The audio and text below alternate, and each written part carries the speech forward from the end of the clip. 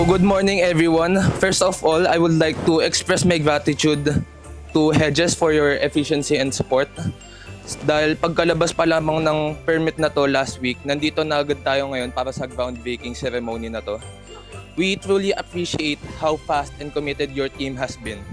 Sana po hindi lang po ito yung magiging property namin na magagawa natin sa ngayon. We are praying na magiging start pa lang to ng mga projects natin together, especially in Laia, Batangas. Second, I would like to thank the Lord for this blessing because without His guidance and grace, this milestone would not have been possible. And lastly, to our family, because of their presence, support, and prayers.